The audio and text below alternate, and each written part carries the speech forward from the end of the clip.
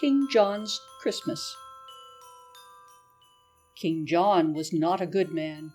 He had his little ways, and sometimes no one spoke to him for days and days and days. And men who came across him, when walking in the town, gave him a supercilious stare, or passed with noses in the air, and bad King John stood dumbly there, blushing beneath his crown. King John was not a good man, and no good friends had he. He stayed in every afternoon, but no one came to tea. And round about December, the cards upon his shelf, which wished him lots of Christmas cheer and fortune in the coming year, were never from his near and dear, but only from himself. King John was not a good man, yet had his hopes and fears.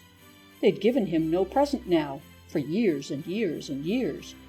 But every year at Christmas, while minstrels stood about, collecting tribute from the young for all the songs they might have sung, he stole away upstairs and hung a hopeful stocking out. King John was not a good man. He lived his life aloof. Alone he thought a message out while climbing up the roof.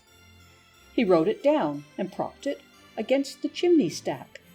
To all and sundry, near and far, F. Christmas in particular, and signed it not Johannes R., but very humbly Jack. I want some crackers and I want some candy. I think a box of chocolates would come in handy. I don't mind oranges, I do like nuts, and I should like a pocket knife that really cuts. And oh, Father Christmas, if you love me at all, bring me a big red India rubber ball. King John was not a good man. He wrote this message out, and gat him to his room again, descending by the spout. And all that night he lay there, a prey to hopes and fears. I think that's him a-coming now. Anxiety bedewed his brow. He'll bring one present anyhow, the first I've had for years. Forget about the crackers, and forget about the candy.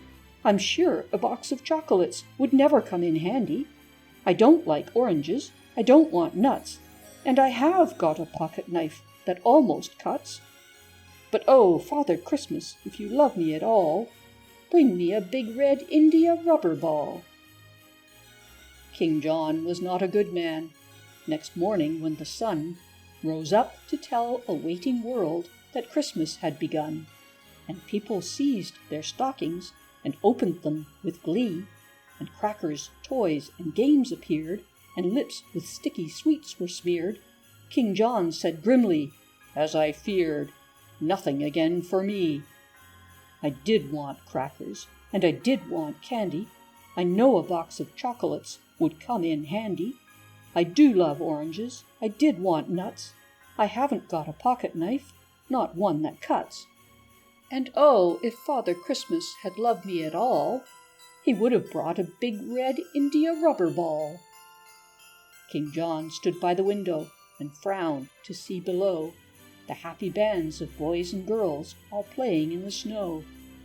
A while he stood there watching and envying them all, when through the window, big and red, there hurtled by his royal head, and bounced and fell upon the bed, an India rubber ball.